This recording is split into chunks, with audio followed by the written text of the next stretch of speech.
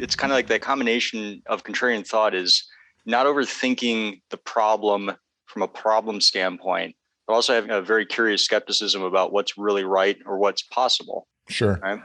And I think that's really where I use that. When I see something that's conventionally driven towards this kind of path, I'm not so sure that that's true. Right. I want to kind of tinker with it a little bit, and I want to see what the opposite side might look like.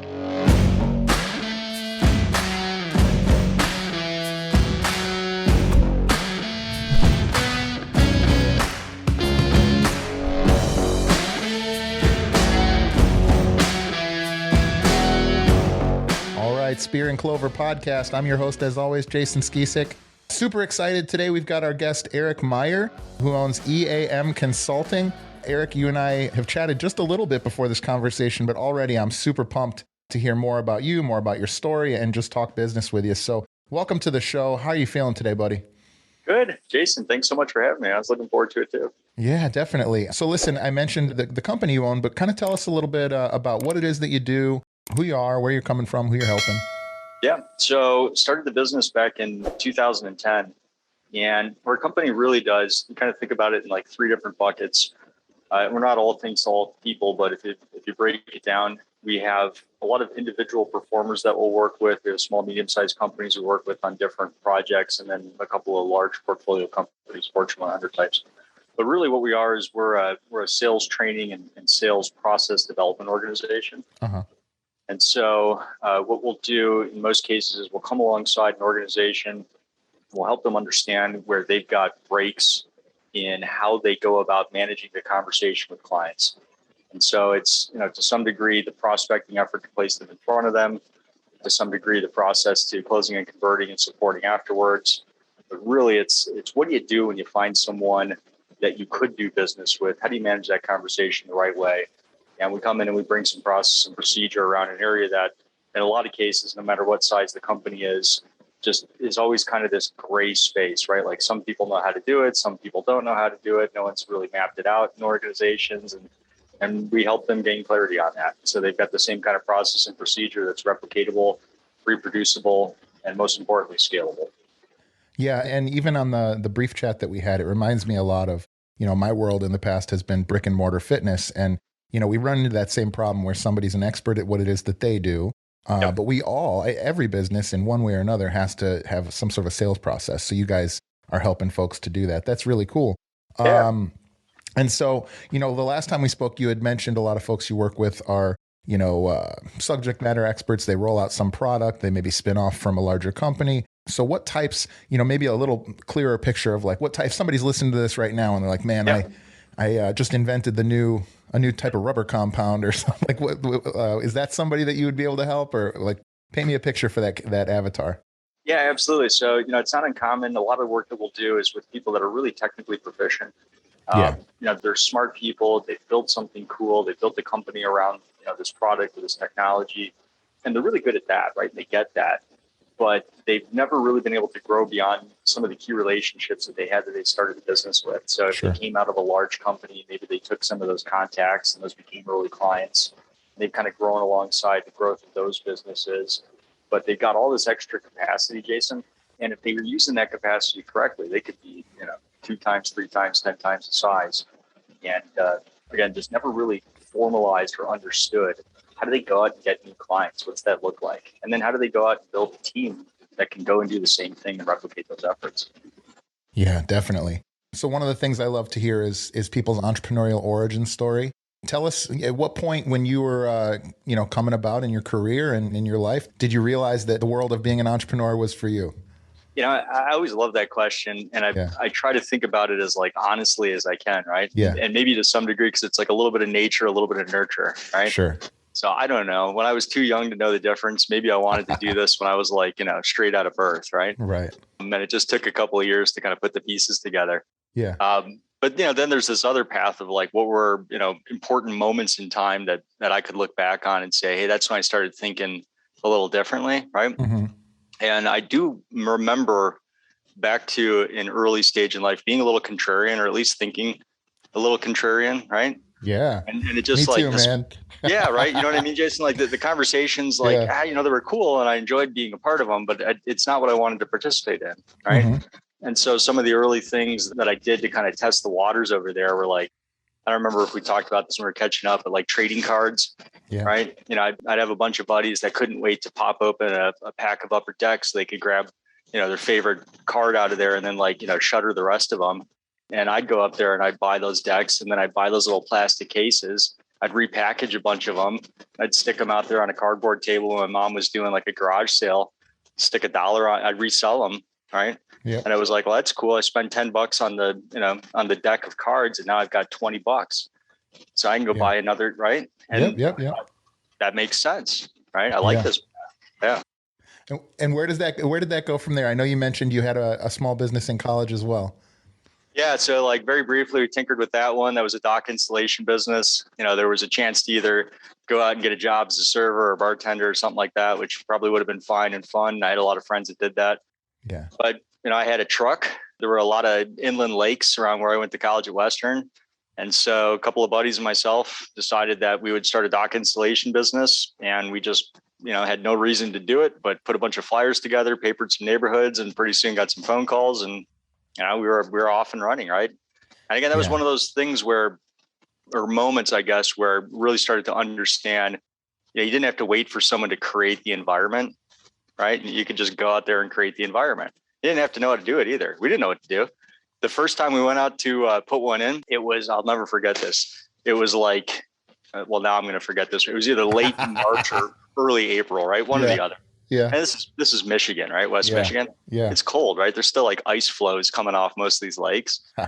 And what we had were wetsuits, not dry suits, but wetsuits, right? Because someone had a wetsuit for whatever reason in their closet. Mm-hmm. And so we took turns, putting the wetsuit on and going out there into the water until we couldn't handle it anymore. Yeah. And just rotated right as we froze to death. Yeah. And the next big move that we did was we got these waders, but they were only like this high. Uh-huh.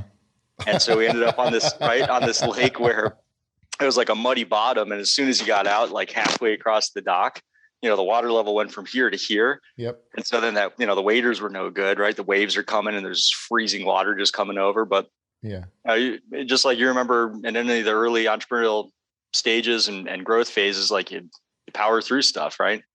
And, yeah, man. Yeah, just even listening to you talk about that, I there's this romantic side of me that's like, man, how great is it to be in college with some buddies, out there in the lake, fucking flopping around like some fish and like making something happen. And you think about that business. Obviously, it's not, I don't think that's what we're sitting in the conference room today for, right? It's not the dock building business. Right. But honestly, it could have been, right? For me, it kind of was. My first business was the gym that I opened with two friends from the Army. And I thought that it wasn't going to be a big thing for us. And sure enough, it ended up to be, a real business that has supported, people for many years. Absolutely. Like I love some of my favorite stories are these guys that build landscaping businesses and Jason, they started mowing a couple of neighborhood lawns and they stuck with it. They got, multiple $1 million businesses now that they're operating. It's phenomenal. Yeah. Yeah. My wife has to talk me out of starting contracting and landscaping businesses all the time. Ever since we moved to Northwest Indiana, I'm like looking for somebody to push seed money into just so I can get stuff done around here. But it's funny you said a word earlier that really hit home for me, and that the word was contrarian. You said, very early on, you felt like a contrarian. And for those people that know me, I think that they would agree that I'm definitely a contrarian. I think there is a fine line between, I always do approach a new topic from okay, well, what have we not tried, basically, or what is the opposite of what the conventional wisdom is? Speak a little bit more about how being a contrarian has played a role in your development as an entrepreneur and as a man. Yeah, I think where I see it most is in kind of a healthy skepticism. Yeah. Right. And then kind of mixing that with an endearing nickname my wife has for me. She's Latin. Yeah. And she's got this reference she shared with me once called Maya Tudo, which I don't know is completely politically correct when you actually see what it translates to. What is it? It's like wandering idiot, right? Oh, like really? Village idiot kind of thing. Yeah. Wow. That's funny. But it's meant as an endearing term. What she means by it is, I don't overthink stuff. Right. Mm-hmm. So it's kind of like that combination of contrarian thought is not overthinking the problem from a problem standpoint, but also having a very curious skepticism about what's really right or what's possible. Sure. Right. And I think that's really where I use that. When I see something that's conventionally driven towards this kind of path, I'm not so sure that that's true, right? I want to kind of tinker with it a little bit, and I want to see what the opposite side might look like. And what else would happen if we did this? And what else would happen if we did that? And what if we didn't think that that was true, right? What could happen there, right? Yeah. And how great is it when somebody tells you something can't be done though, right? As an entrepreneur, like there's no better day than the day where you show up and somebody goes, hey, we can't make that happen. Or like you get on the phone with one of your suppliers and they're like, oh, we can't do it. Oh, really? Cool. So like, let's start there. Let's start with the assumption that that's the reality. It's funny for me, I have this balance of being both a contrarian, but also very agreeable, like the agreeability trait. So there was a mastermind I was a part of, or I got this like reputation for every time I would raise my hand, I would say, I agree with you, but I also disagree because I was trying to I don't want to make you feel stupid or make you feel bad. And not that these were really sharp folks, but it was more like, hey, I understand that it feels that way, but what if we just pretended for a second that it was this way? And that always to me, even if I'm wrong, that always to me has stimulated such good conversation and good progress in problem solving. So that's so interesting. And so talk to me about, what type of a team have you built over the years and how have you done that? Yeah. So, going back to EAM and its inception, right, was, it's Erik is the E, M is the Meier. And then we like to say Anna, my wife, is the A. She's the glue between the two, right? It makes it all work. Oh, that's great. She still helps with the business today, which is phenomenal. I know a lot of small companies kind of operate that way and hopefully successfully, right? Yeah. Very lucky. I've got a beautiful partner in life there. But, it wasn't started to be a company. It was started to really be a practice, right?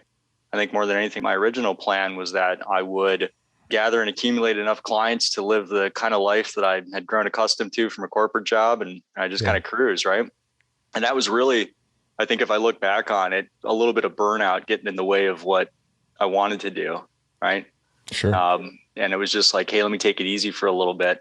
Yeah. And that changed pretty quickly when I thought about what I really wanted to do, which was to build a company and build an organization, build a team around it. And so, if you fast forward to today, I got a dozen members on the team. Everyone's got their own little areas of specialty. We work collectively on a lot of projects together, which is awesome. They're super smart. They've all got different paths in life that have brought them, to us. And there's something very special about being able today, and it wasn't this way until a couple of years ago, but, I can comfortably not show up. And I know everyone's going to be, treated appropriately and clients are going to be taken care of the way that they expect. And it's a nice feeling. Yeah, there's nothing better than knowing that you can leave. It kind of goes in levels, right? In the beginning, you can leave for the weekend or you can leave for a little bit of time and you're like, well, we didn't lose too much ground.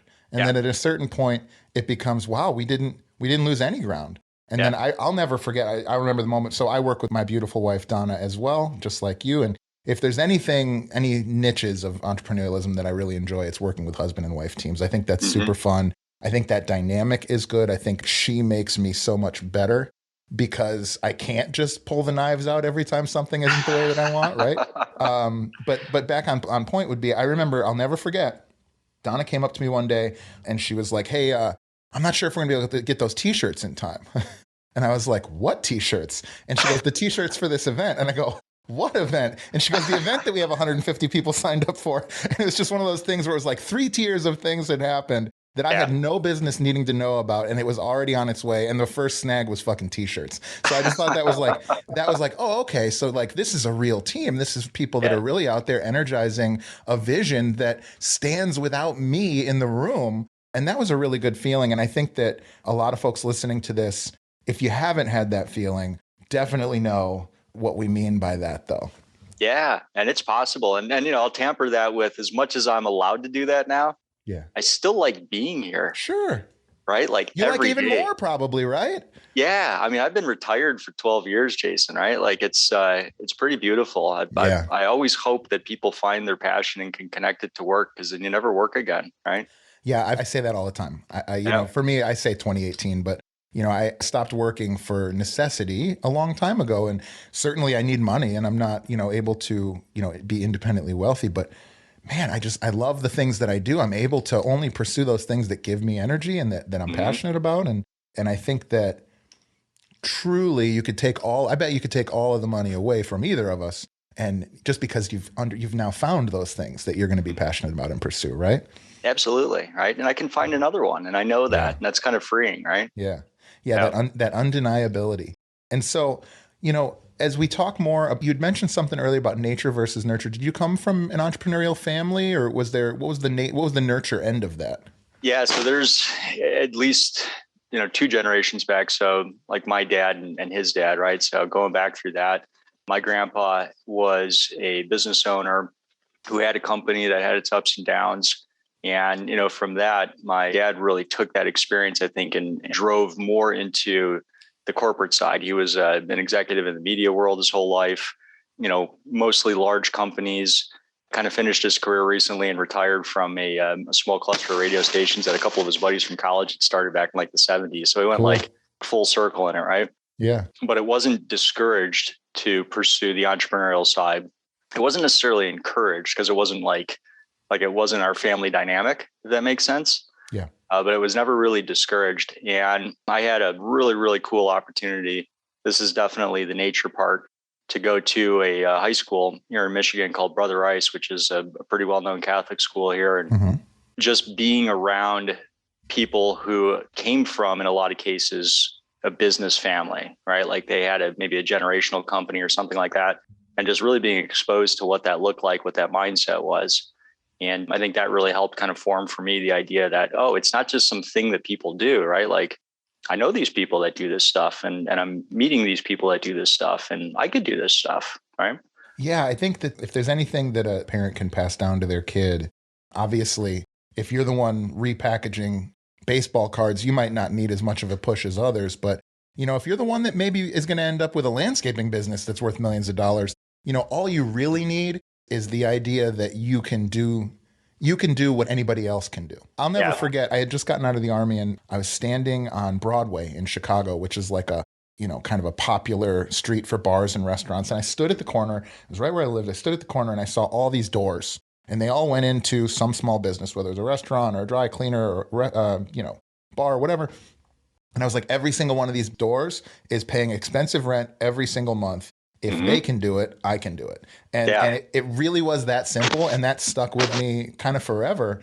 And I think that if you can just give that to your children, I think, you can go a long way. Do you have kids?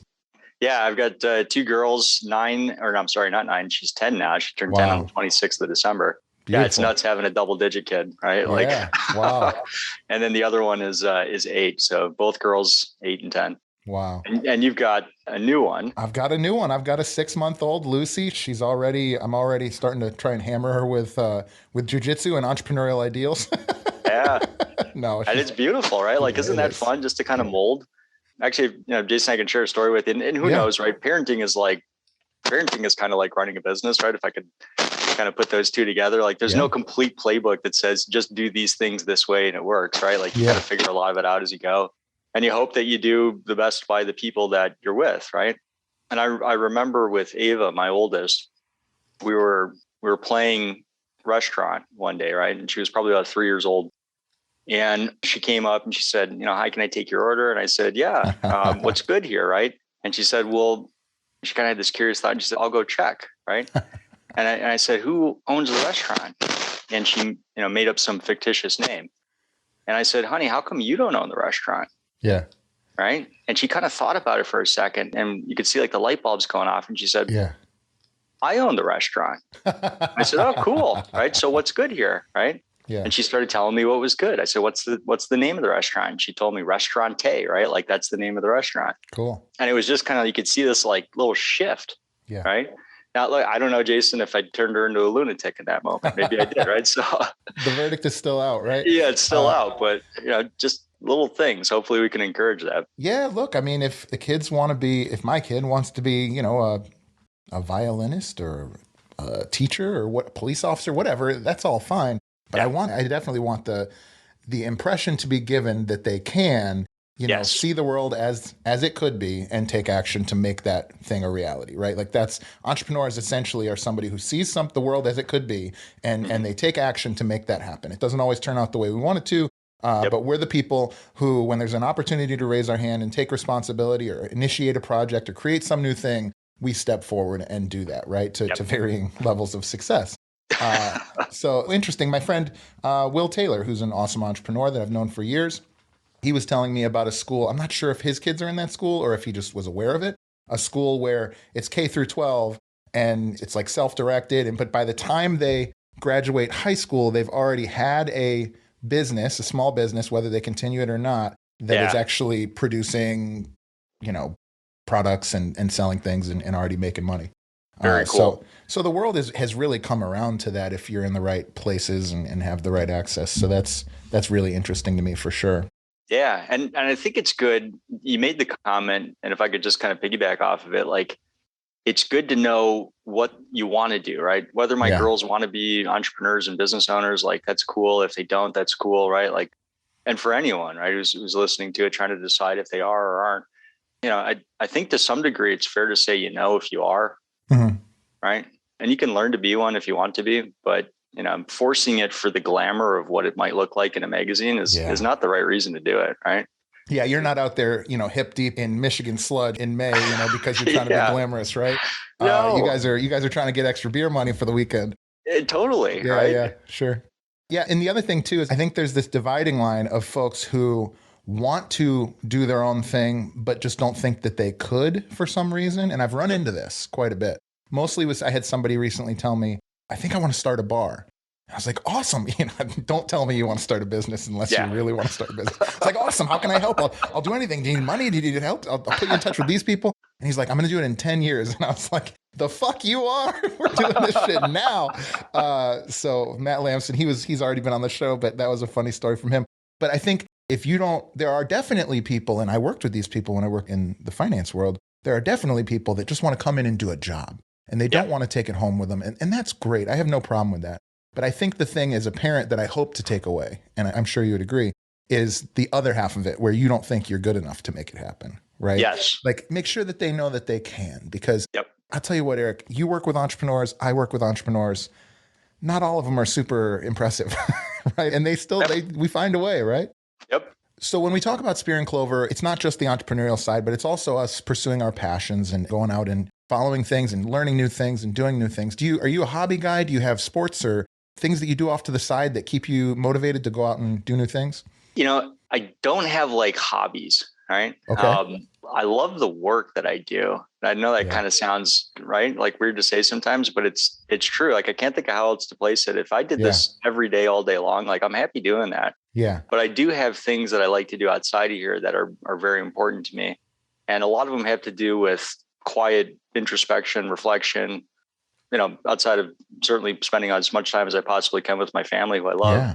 But probably one of my favorite hobbies, especially here in Michigan, is using the golf season and just going out and grabbing around by myself on like a Sunday evening, right?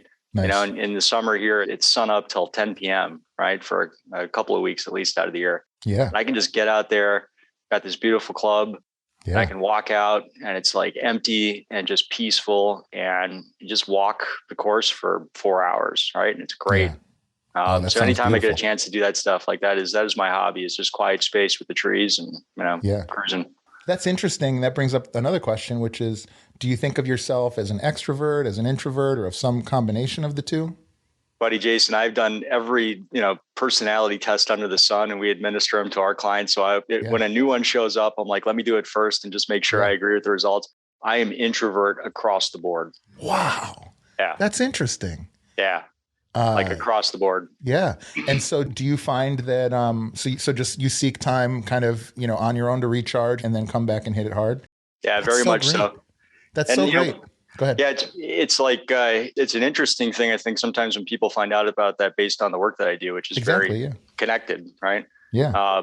And I can do that and I do it comfortably and I love it, but I do need that recharge downtime, right? And very structured and very scheduled.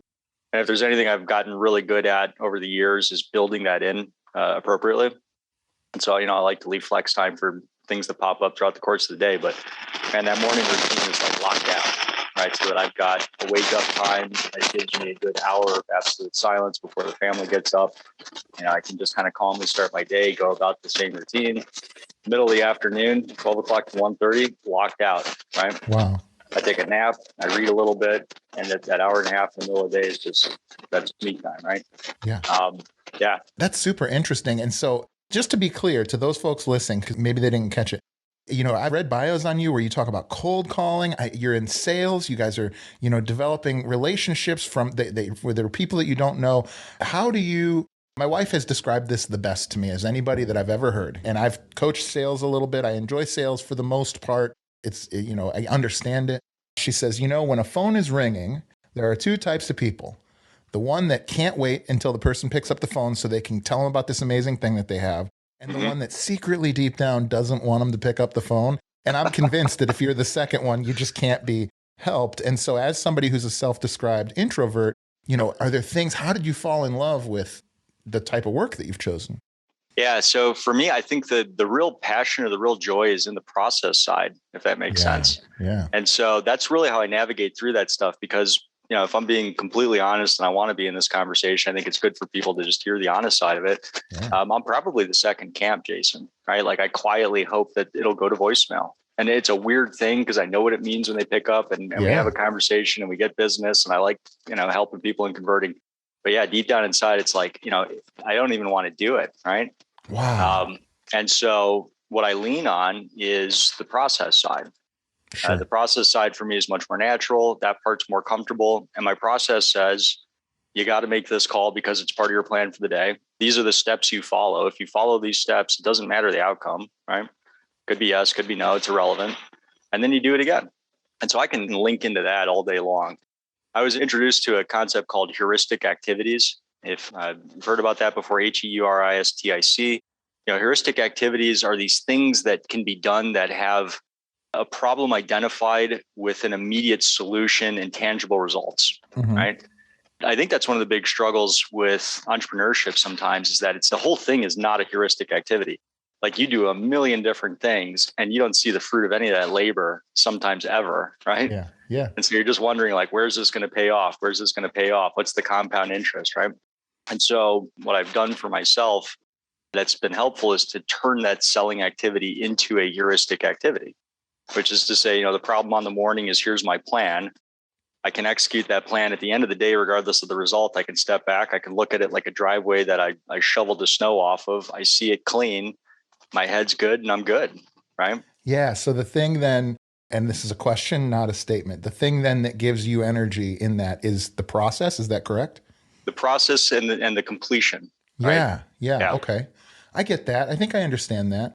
That's so interesting. And I love that idea of being agnostic to any given result and just understanding that over time that these small wins will add up to a big pile and big mountain of wins, right? Yeah, absolutely. Today's show is brought to you by HighLevel CRM. HighLevel is an all-in-one platform designed to help entrepreneurs grow their businesses without the need for multiple softwares or an IT team. Not only does their easy-to-use software allow you to track and manage your leads throughout each phase of the relationship, but it also allows you to build funnels, track stats, and more. Guys, I sat down and added up the cost of software I was able to replace with just one app, and it was over $1,000 per month. Because this is an all-in-one application, I also save a ton of headaches connecting apps and building automations, and the team at Go High Level does a great job of getting you started quickly and easily when you sign on. I cannot more highly recommend these guys. Right now, Spear and Clover listeners get a free 14-day trial of HighLevel CRM for themselves.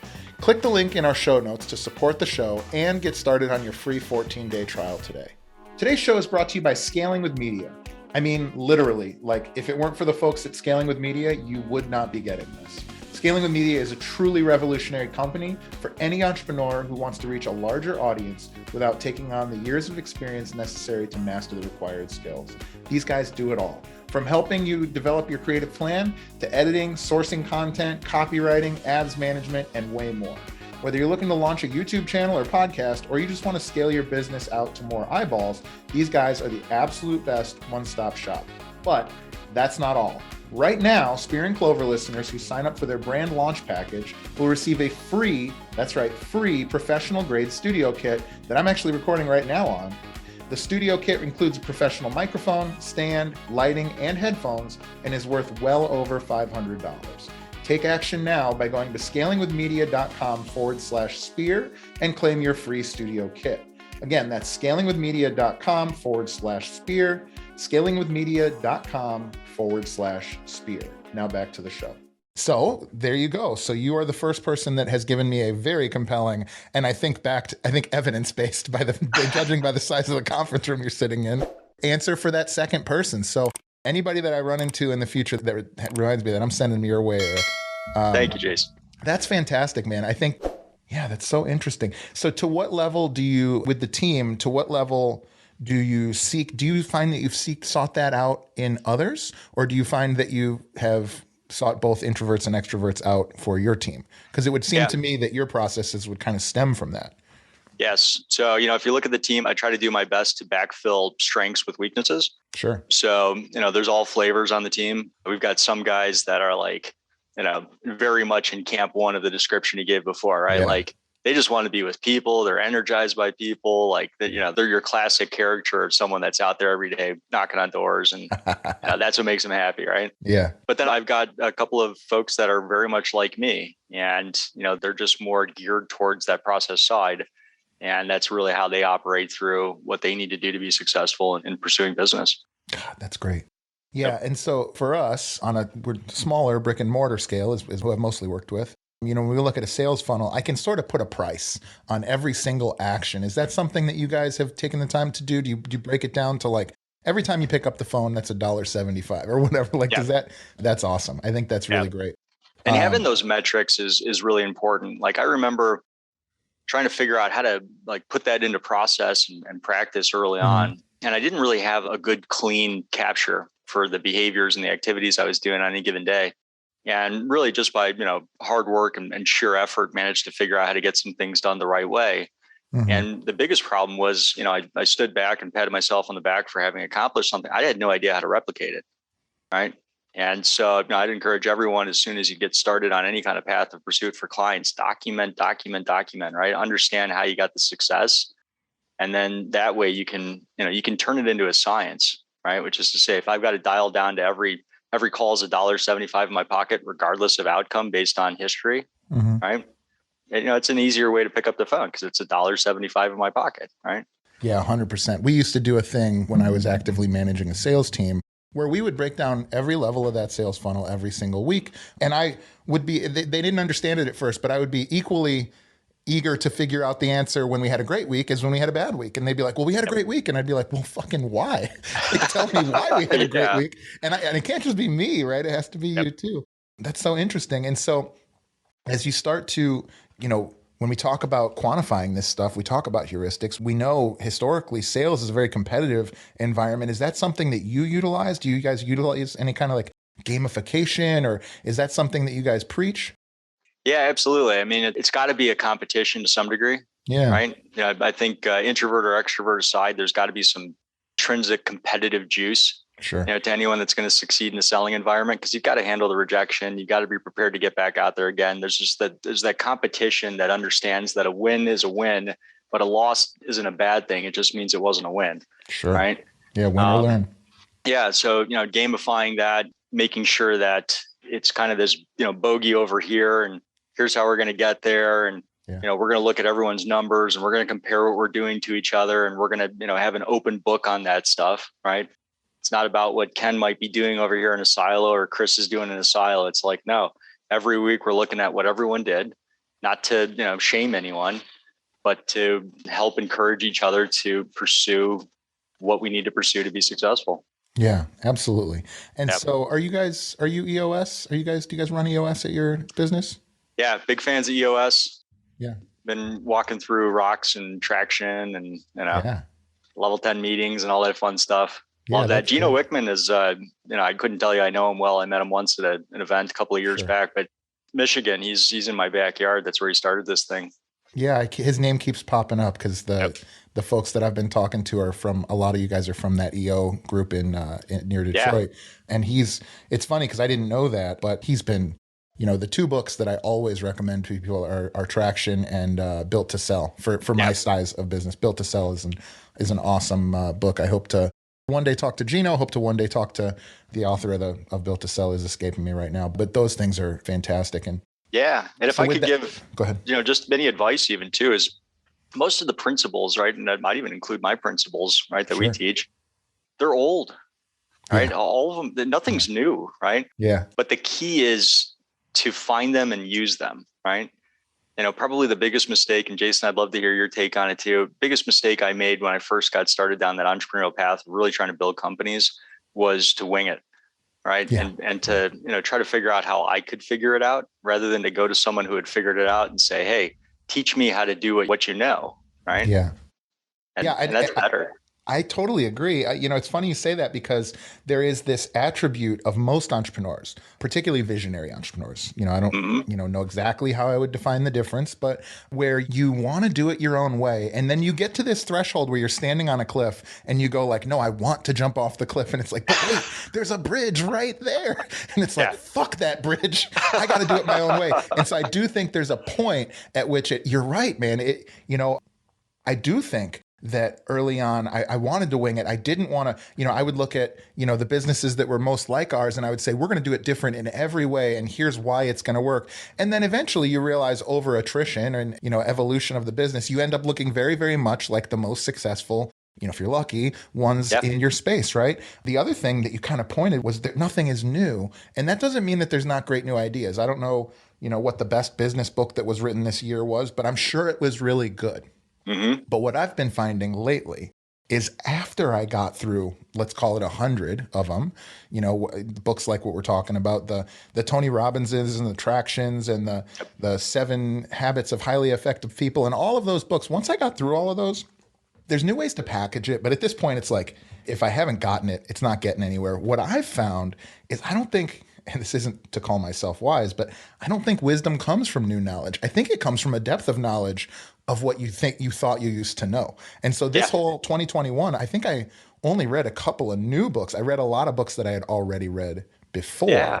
How about you? How do you feel about that idea? Yeah, absolutely. I mean, I've thankfully been a huge fan of history. Just gravitated towards it when I was a kid. I think that's had a lot to do with the entrepreneurial side, because what it taught me was there's this very repetitious cycle of life. And to your point, knowing and understanding that is a pretty strong predictor of future too, right? Like you don't have to know the new thing so much as you're better off for knowing what's already happened and being able to dissect that and understand it, because it's just going to happen again. It's just going to be different, right? But it'll be the same thing. And then every 10 years, it'll be some version of something, right? It'll be up when it's up, it's down when it's down. The particular reason might change, but those cycles don't very much. Yeah, 100%, man. I mean, you can read, Sun Tzu, or you can read, Machiavelli, or you can read, I'm trying to think of the Roman one. There's, there's a few of them. And as a young person, you may not get much out of it. But the more I go back and look at it, I'm like, oh shit, it's all right there. It's all right there. And then they just repackage it or whatever. So, it's totally true. I think that that's interesting. You mentioned taking time to recharge. Have you ever done a float tank before? No, but, I like to take a bath. Right. Yeah. And I'll lay down in it and I'll get my ears below it. So it's like, it's kind of that thing. Right. But no, I haven't actually been in one of those float tanks. Tell me about it. Check it out, man. I just would say, like, if you're somebody that is introspective and you like to like meditate or spend time alone, the float tank has been really great for me because it takes away all of the noise. And I literally think about it like a big table, and I've got, payroll, and I've got these, human assets, and I've got this pricing, and I've got these clients, and I can just sort of put them all back together. You kind of think of it like a big engineering diagram. And so I would highly recommend trying it. It sounds like you're the type of person that would really benefit from it. No, I'm with you, Jason. Like one of my favorite things outside of the, playing golf on my own is when there's a heavy snow and it's like there's no good reason to go outside in Michigan. Yeah. And I can't wait to just, get my boots on and go for a walk. Because that snow just deadens all the noise. It's just like peaceful, very calm. Everything's covered in white powder. Like, Yeah. Oh, that's beautiful. Well, listen, there's 2 questions that I ask everybody that comes on the show. Mm-hmm. The first question is, if you had access to unlimited capital, how would you grow your business profitably? Ooh. I thought you said this was going to be softball stuff, Jason. That's a hard one. Well, the listeners want to know. Access to unlimited capital. What would I do? Say that one more time. Let me think about that. The only caveat is it has to be profitable. You can't just I would go out and buy a huge building. So if you had access to unlimited capital, what would be the thing that you would do to grow your business profitably?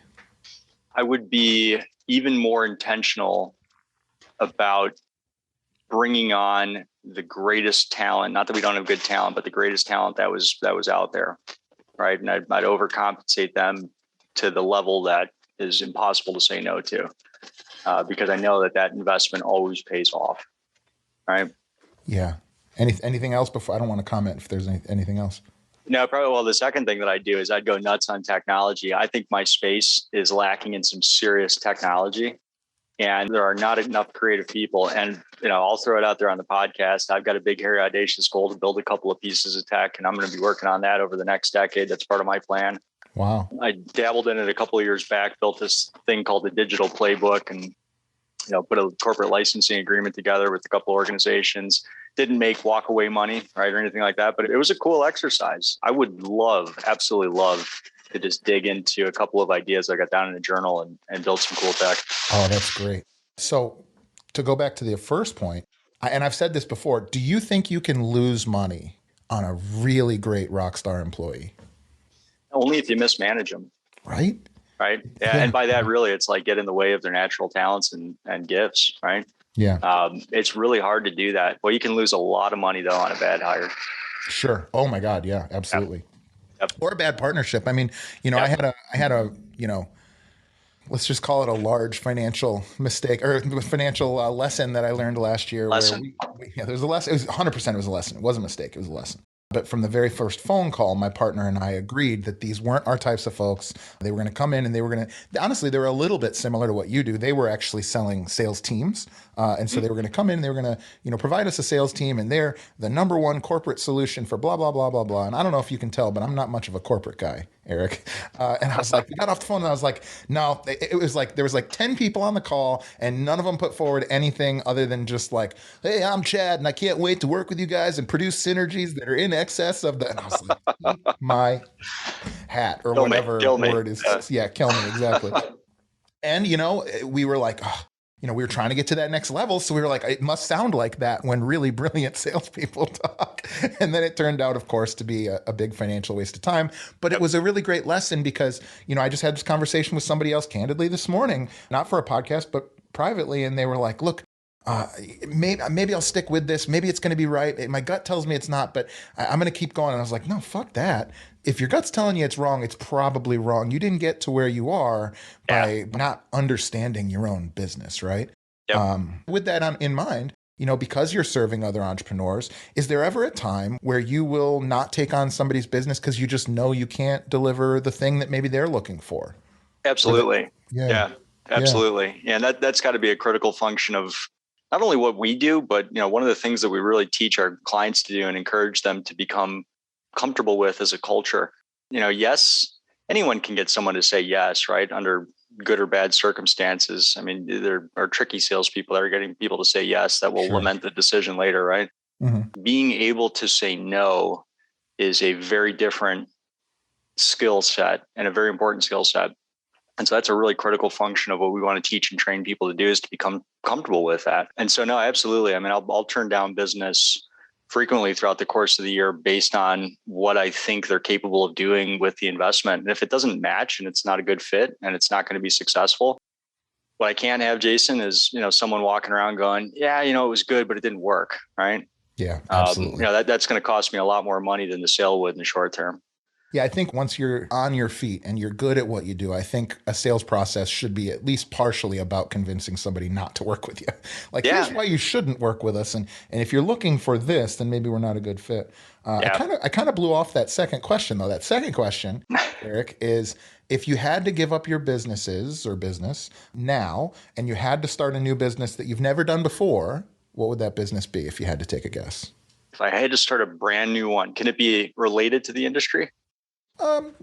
Go nuts. Yeah. If you couldn't do what you're doing now, but you were going to start a new business that was not very similar to what you're doing now, what would it be?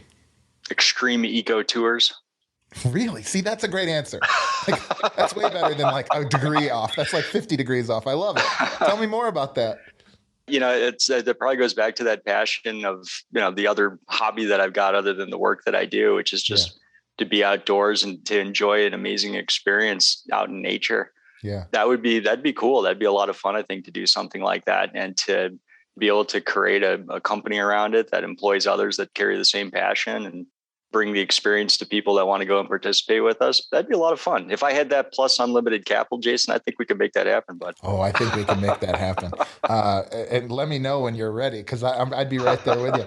Are you a traveler, or would this be in an exotic location, or would this be in Michigan? Because you're in a good state for it already, right? Yeah, I mean, we could start in the backyard. There's plenty of places to go here, but no, I think it'd be cool to do it on a global scale and hit areas that, are not necessarily touristy, but exciting and interesting and need to be seen by people and experienced. I bet you about 90% of the people that are entrepreneurial that are listening to this podcast have been to the Dominican Republic or Thailand and been like, I could just buy 3 4-wheelers and some surfboards, and I think I could make it work. I think I could live in paradise. And why we haven't, I don't know. So if you're listening to this and you were the one that did it, I was in Hawaii for a team retreat and honeymoon. We did the two together. So shout out to my team. Beautiful. And we ran into a guy from my hometown who had a CrossFit gym, which we owned a CrossFit gym. And he was just like, I liked Hawaii, so I just came out here and started a gym. And sure enough, he had just done it. And it's one of those things where, there's some barrier where you're like, well, there's got to be something I don't know. Well, maybe there isn't. Move to Thailand. Yeah. No, I mean, look, it's totally doable, right? I have a peer group of people that I, share what's going on with my business with, and we hold each other accountable, and it's an awesome thing to do. And one of the guys in there threw out a goal that he was going to uproot his family from Boston and move him out to Hawaii, right? Wow. And run his business out of there. And we said, hey, man, you're nuts, but that's what we love about you, and let us know how we can support it, right? Yeah. And sure enough, he moved out there in 2019, and it worked out beautifully for him, Jason. He was flying back and forth to the mainland. The pandemic dropped in. All of his clients switched over to virtual. So now he's just hanging out there in Hawaii. And he's still running his company. It's better than it's ever been. And he made the move. Oh, that's beautiful, man. I love Michigan, though. This is a great state, right? And listen, I'm not in Michigan. I'm in Indiana. And Indiana is great, but I might as well be in Michigan. We're right in the dunes here. We're right at that little corner on Lake Michigan. It's beautiful. I'm a big fan of that geographically.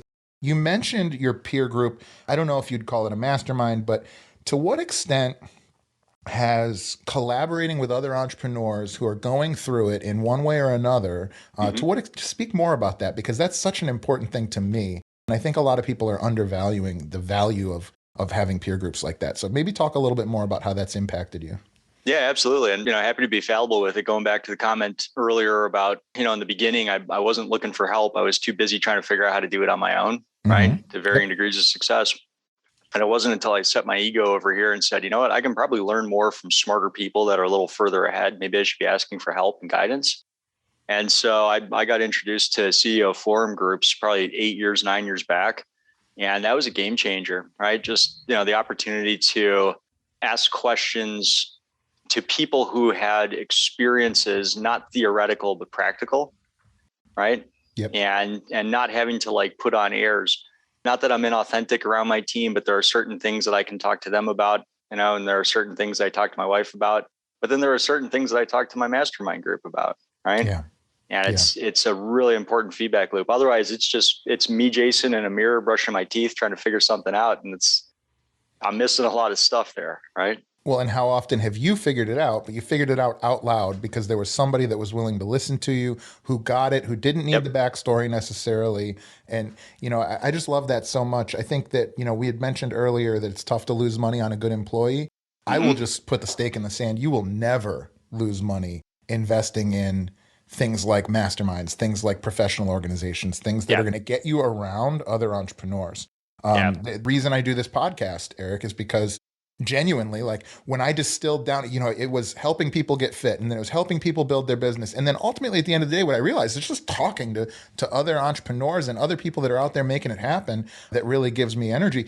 And that all comes back to, just getting yourself in the room with peers. If it's going to cost you $500 or $50,000, that should be based on your goals. But I just couldn't agree with you more. That's been huge for me. And as soon as you can, start investing a lot of money in those kinds of environments, right? I'd encourage everyone to do that. It's been the best ROI is just, bet on me, bet on those groups, right? And if it feels like it's a lot, you're in the right room. Yeah. And you could probably read 10 books about how to be successful. And it probably wouldn't have the impact of somebody who you respect, who respects you back, telling you like, oh no, Erik, you can do that. I Yeah. knew you could do that. And then you just go out and you fucking do it because Yeah. or have you ever thought about this or whatever it may be? I think that's so huge. And I think you find that it's built into cultures of really big, successful organizations. It's built into the military. It's built into companies like JP Morgan Chase. It's built into, companies like Apple. This thing, I remember I was a banker at JP Morgan Chase, or I was an analyst at JP Morgan Chase. And it was like, you're taking an elder statesman out to coffee every single week. And I really wish I would have had the presence of mind to like actually take advantage of that. But it instilled something in me where it was like, oh yeah, they want you communicating. They want you talking to people who've been through it before and learning from them. And then you add entrepreneurs to that and it's just fire. Yeah, one of the other things that was encouraged, and I'm really happy I took the advice, was to build a non-financial board of directors and just have that feedback loop. And the more you ask for mentorship, I was always just pleasantly surprised at the truth of that environment, which had been expressed to me, which is if you reach out to these people and they're the right people, they'll take you up on it, right? They're not going to shut you down there. And sure enough, that was my experience, reaching out to people that had massive success, that were in that stage of their career where they were giving back. More than happy to say, yeah, you want to buy me dinner? Or ultimately, they ended up paying for it in most cases. But, happy to do it, right? Get a non-financial board of directors, get some good people out there that are fans of you and have them give you unbiased feedback, unfiltered feedback. I think that's huge. And I don't want to let that pass. I think that's something that you're the first person to have said that to me, that they did that. I know that it's out there. I think people in that, lower middle market kind of space of entrepreneurship, whether it's a single location brick and mortar or a small agency or whatever, I think a lot of us are like, well, we don't need a board of directors. But what you just said is the best case I've heard for doing that. And it's something that I'm actually going to pursue now that you just say it like that. Yeah. So what was that process like? Did you just reach out to people that had given you mentorship in the past? Were you reaching out to people that you didn't know? I'd like to hear a little bit more about that because I think that's really interesting for somebody listening. Yeah, this is where I went more of that Maya Tudo route, like the wandering idiot. Sure. I just started looking people up in D business and cranes and said, well, do these guys and women look interesting? I'll give them a call. Yeah. So, it was about that thoughtful, right, Jason? There were some names that resonated that I'd seen around and called them up, and some of them took me up on it. Some of them didn't, when it was fine. But yeah, I was just making dials and asking for help. That's great. Yeah. And I definitely am going to pursue that. That's a really, really good piece of advice. I think that's worth your hour for sure. Thanks, Jason. This has been awesome. How about, I hate the word networking. I don't love that word, but as far as staying in contact with people that you bump into sort of tangentially, right? Yep. It's something that I try to do. It seems like something that you do well. Do you have methods around that? Is there ways that you keep track of folks and relationships? And because I feel like our generation, a lot of people that I know are really great, and then I never hear from them again. And I really try not to be that guy. So maybe if you could speak a little bit to how you manage relationships, without it feeling like, it's your LinkedIn job or whatever. Yeah. And there's a whole process and procedure that I could spend, 10 hours on going through to help kind of build and transfer how to build that, right? And how to create that kind of piece to somebody's prospecting behavior. And I'm with you, right? The word networking feels very sterile. I want to go out and meet people and see if I like them and see if they like me, and then things will happen, right? But you've always got this inner and outer circle. And I think what I normally run into, that's the problem, is no one's really defined what each category is. And so maybe we've got all these people that are good people and we've met them and they're great and they're going to be kind of that tangential relationship. They're in and out, right? And that's that outer circle. But then you got this inner circle. The inner circle is like this core 20 or maybe 30, but it's not many more than that, Jason. These are fans of you. They're fans of me. They want to see us succeed. They're the type of go-giver type mentality that doesn't feel uncomfortable making business introductions and connecting the dots. And you want to really zero in on that group, right? That's really, I think, been the best exercise, is figuring out who fits in which bucket. The outer circle they're not bad people, right? And it's not dismissive to those folks, but being able to figure out who's really part of my inner circle. And there's something that I always like to share, that it's a mantra for networking. It's not about who you know, it's who knows you. Right. So I could look at my phone and say, hey, I know all these people, right? Because I got their number in my phone. But what do they see when I send them a text? Is it a random series of numbers and they go, who the hell is this? Right. So it's not who I know, it's who knows me, right? And who's in my inner circle. And then when you got those people, not just because it's profitable, but because it's valuable from a human aspect, spend time with them, be consistent with it, and, really dig into the relationship. And I've found that that's really where that value comes from. And it's cool. Cold calls, I don't know that anyone loves making cold calls. There might be a couple of people that love making cold calls. Everyone's got to do it until you don't, right? Sure. But the easiest way to move through that stage of building a business isn't to get better at cold calling. It's to get better at developing the inner circle. Because that inner circle shows up every week and says, hey, I've got something for you. Yeah. And you just nailed that, because the only thing I was going to add, and you just hit it right there, is whenever I pick up the phone for those folks, I really want to make sure that I have something to give to help them with. Or for me, if, because I'm sure you do too, I have people in my phone that maybe that are at a different level than me, right? And that maybe I have their phone number, we've talked a few times or whatever it may be. I'm not calling that guy or that gal unless I have something that I can help them with, right? Yeah. I'm not calling anybody unless I have something I can help them with. Because ultimately, at the end of the day, and this is something that you heard within your first year of business, it's just help people, just try to help people. And I feel like I'm just now really, really getting into the swing of oh no, that's really it. It really is it. Just help people and good things will happen, right? Yeah. And, it's part of that long game too. Another good mindset and thought process, I think, is decisions made in a 24 to 48 hour perspective generally aren't the right one. So if you can map it out to 5 and 10 years back, right, and then kind of reverse engineer it, it's so much easier to be able to see the long game of developing those relationships. Yeah. Right. Where's the net value for both of us 2 years down the road or 3 years down the road, right? And to just kind of slow it down to speed it up from that perspective. Yeah, I think that's really insightful. Well, as we start to wind down here, Erik, if I'm somebody out there that's listening and my sales process isn't great, and if I'm a small business, is there a recommendation? Is there a book? Is there a couple of books? And if I'm a business that maybe would be somebody that should reach out to you, how do I get in touch with you? So those 2-part question there. Yeah, definitely go read You Can't Teach a Kid to Ride a Bike at a Seminar. Okay. That's a good one. It's one of our books. And then if you do want to reach out, just shoot me a note, connect with me on LinkedIn, send me a DM, or, Jason, I don't know if you'll be able to post up if I give my email address. And yeah, we'll have a link in the show notes, but if somebody's in their car driving, maybe what's the website for you guys if somebody wanted to drop in? Yeah, www.eam.sandler.com. Awesome. Well, Erik, thank you so much for taking the time. I'm going to pick up the phone at some point in the not that distant future, and I'm going to have some way that I'm going to try and give you some help, because I really want to continue this relationship. I think you're an amazing guy. I think you have a great story, and I really appreciate you taking the time and doing my podcast. Jason, appreciate you having me on here. Thanks again. And I'm very much looking forward to getting to know you better, bud. All right, brother. Thank you guys so much for watching or listening to the show. If you enjoyed the show, please don't forget to show us some love by liking, rating, and subscribing so we can keep making more and better content. If you'd like to support the show and get a great additional content like exclusive shows and even live group masterminds, please head over to patreon.com/Spear and Clover to become a member of the tribe. If you're interested in learning more about how we help entrepreneurs, visit spearandclover.com or message us on any of our platforms. Thanks again, and we'll see you soon.